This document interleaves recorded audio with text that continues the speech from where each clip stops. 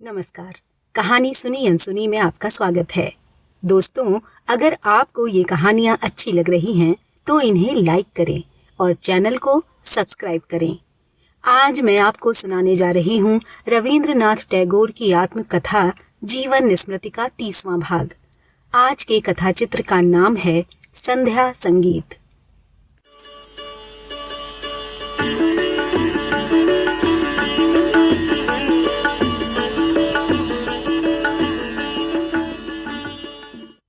अपने में घुटन महसूस करती जिस उम्र का जिक्र मैं पहले कर चुका हूँ, मोहित चंद्र सेन के संपादन में मेरी किताबों की सीरीज में उस उम्र की कविताओं को हृदय अरण्य के नाम से पहचान दी गई है। प्रभात संगीत में पुनर्मिलन के नाम की कविता में एक जगह हृदय अरण्य का ब्यौरा है और उसी से ये नाम लिया गया है। कविता का भाव ये है कि हृदय नाम का एक लंबा चौड़ा जंगल है जिसका कोई और छोर नहीं। उसमें मैं भटक गया हूँ। ये जंगल अंधेरे में डूबा हुआ है, लेकिन उसकी उलझी डालियां हजारों प्यार भरी बाहों से अंधेरे को छाती से लगाए पाले ही जा रही हैं।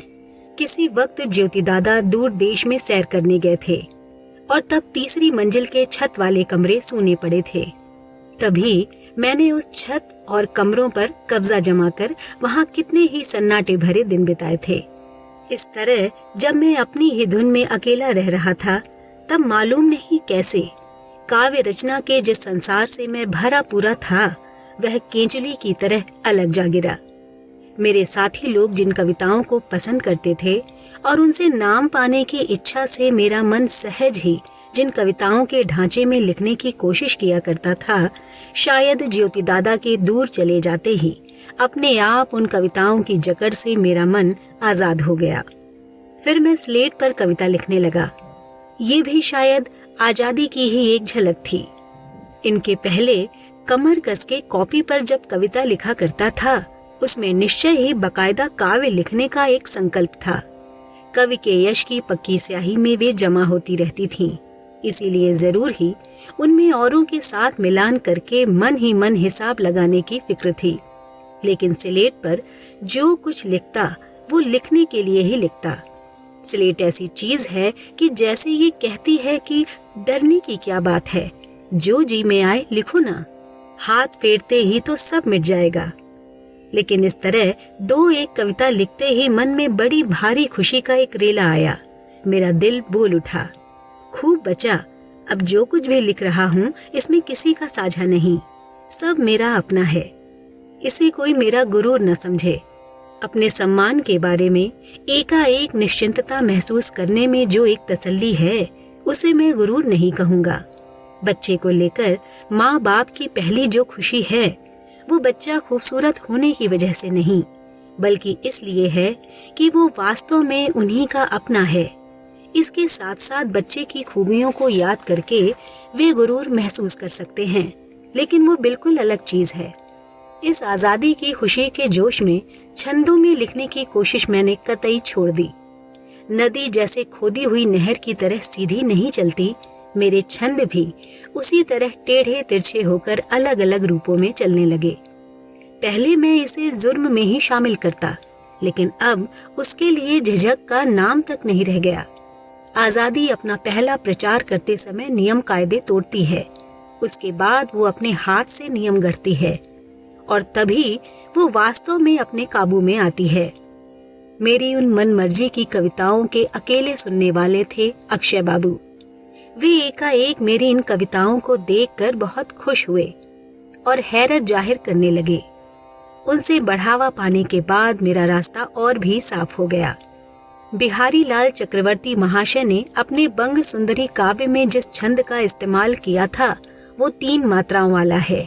जैसे एक दिन देव तरुण तपन हरिलेन सुर नदीर जले, अपरूप एक कुमारी रतन खेला करे नील नलिनी दले। 3 मात्रा वाली चीज गोले की तरह गोल है और इसीलिए वह तेजी से लुढ़कती हुई चली जाती है। उसका ये तेज नृत्य जैसे बार बार झनकार कर नूपुर बजाता रहता है। किसी दिन इसी छंद का मैं ज्यादातर इस्तेमाल किया करता था और वो जैसे पैरों से चलना नहीं, साइकिल पर दौड़ना था, इसी का मैं आदी हो गया था। संध्या संगीत में मैंने जानबूझकर नहीं बल्कि सहज ही इस बंधन को तोड़ दिया था। तब मैंने किसी बंधन की तरफ नहीं देखा।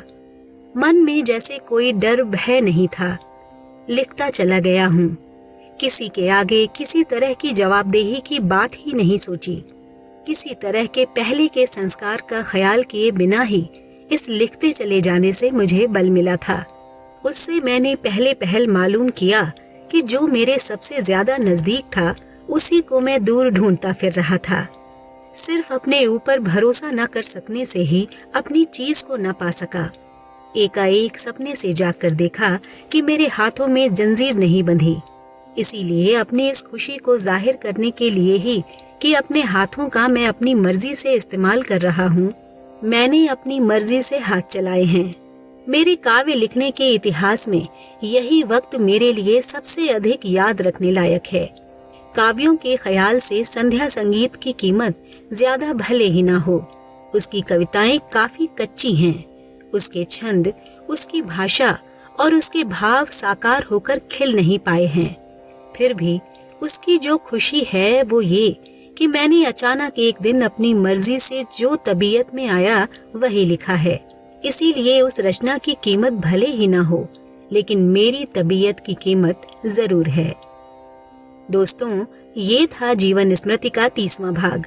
अगली बार आपसे फिर मिलूंगी एक नए कथा चित्र के साथ। नमस्कार।